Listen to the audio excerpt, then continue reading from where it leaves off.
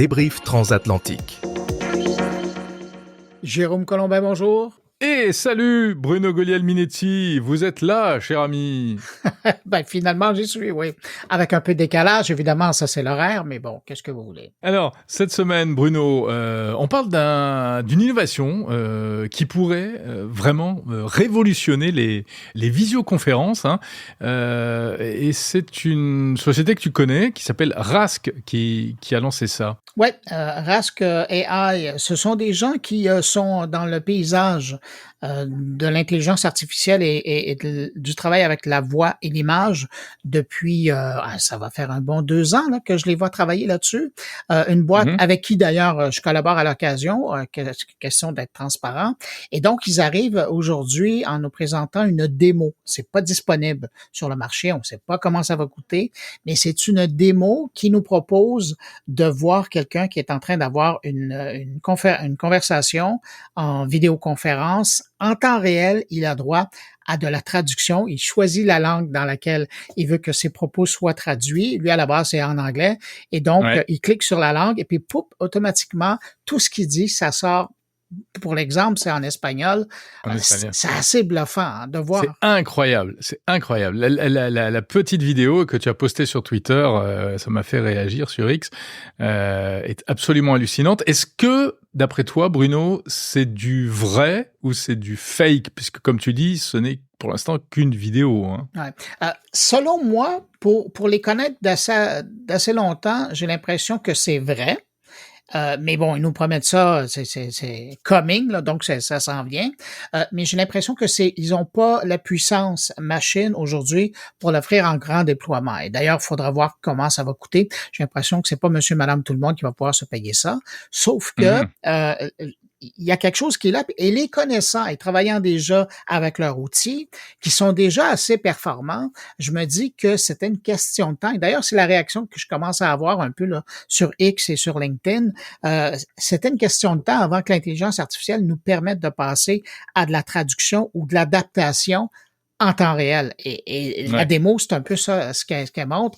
Et c'est vraiment impressionnant. Et puis évidemment, après, notre imagination nous amène partout ailleurs, mais imagine de pouvoir faire des entrevues dans la langue que tu veux, puis après d'importer ça en français pour tes auditeurs, ou même d'avoir une conversation avec quelqu'un dont c'est pas du tout ta langue et de pouvoir l'entendre en français, par exemple.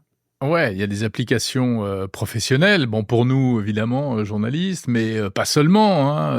Dans plein d'entreprises, il y a des gens qui ont besoin de travailler ensemble, de se parler, mais qui ne sont pas dans les mêmes pays, qui parlent pas la même langue, ou même pourquoi pas à titre personnel, ça peut avoir un intérêt également.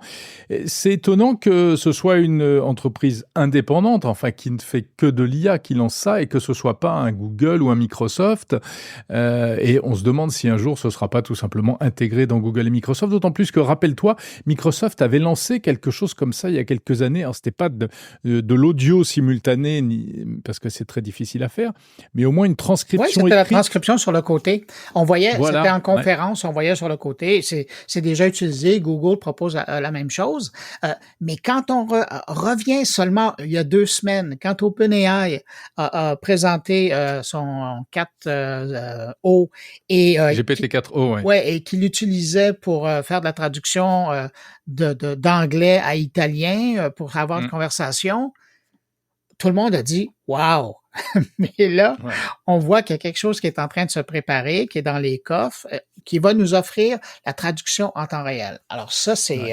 puis c'est une question de mois. Hein. Moi, j'ai l'impression que peut-être pour la rentrée, ça sera disponible. Là. C'est pour te dire comment les choses avancent à pas de géant et très rapidement. À pas de géant, ouais. Alors, mais comme tu dis, ça risque de coûter assez cher parce que je crois que leur système actuel, qui n'est pas en temps réel, mais de localisation, de traduction, c'est de l'ordre de 50 € pour 25 minutes, quelque chose comme ça. Donc, mais ça inclut à la fois la traduction, la transcription et ça permet. Et il y a aussi la possibilité. La synchronisation labiale. Exactement, la synchronisation des lèvres. Donc, on a vraiment l'impression. J'ai fait parler le roi Charles III de cette façon-là.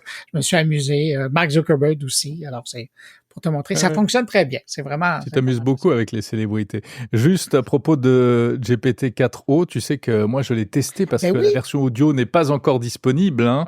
C'était à l'occasion de Vivatech où j'ai eu la chance d'avoir un entretien un peu privilégié avec quelqu'un d'OpenAI. Est-ce qu'on va l'entendre? Alors, j'espère bien qu'on va l'entendre. On va l'entendre prochainement. On l'entendra prochainement dans Monde Numérique, mais pas tout de suite. Et donc?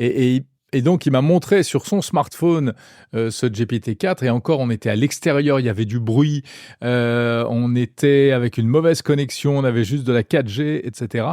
Et c'est bluffant. Le système répond en temps réel avec cette voix féminine qu'on a vue dans les démos, avec vraiment une impression de réalisme absolument incroyable. Et c'est ce que tu dis, ça avance à pas de géant, cette histoire-là. Ah, vraiment impressionnant. En tout cas, on suivra ça dans Mon Numérique à venir.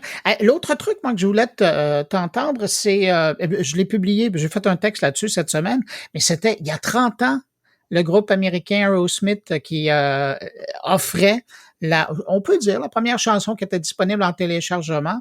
C'était gratuit. Ah, mais moi, je sais pas. Moi, il y a 30 ans, j'étais un tout petit garçon.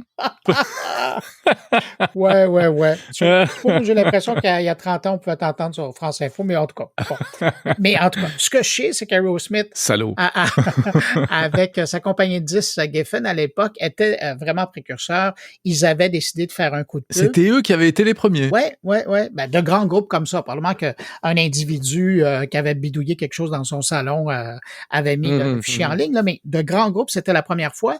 Et en faisant de la recherche, je me suis rappelé que au même moment, ça avait été sorti au mois de juin-juillet, et un petit peu plus tard, ils avaient aussi fait une tournée virtuelle sur CompuServe, sur Prodigy, sur AOL, pour rencontrer leurs fans. Rencontrer virtuellement, c'était dans le contexte d'une session de clavardage, là, de chat. Et, c'était du chat par écrit. Hein. Oui, mais c'était quand même amusant. Là. C'était encore c'était là. C'était avant Internet. Enfin, c'était pas avant Internet, mais c'était avant vraiment la démocratisation d'Internet. Parce que tu parles de 1994, etc. Ouais. Voilà, c'est ce qu'on appelait les services en ligne, les réseaux en ligne. C'était ce que vous aviez chez vous. Alors que vous aviez Minitel. Nous, on avait Minitel à l'époque, exactement, qui était plus répandu, qui coûtait moins cher, mais il n'y avait pas le son ni l'image. Enfin, il n'y a pas l'image non plus sur CompuServe. Bon, la messagerie rose a fait fortune, puis il n'y avait pas de Ah oui, ça a fait la fortune et ça a créé les grands patrons du numérique d'aujourd'hui en France, chez nous. Xavier Niel, Rafi Aladjian, tous ces gens-là qui sont des anciens du Minitel. Bon, voilà, ça c'était pour la séquence nostalgie. Vieux crouton, n'est-ce pas, Bruno? Merci beaucoup pour cette plongée dans le passé. Bon, je vais penser à ça. Merci quand même, Bruno. Allez, salut.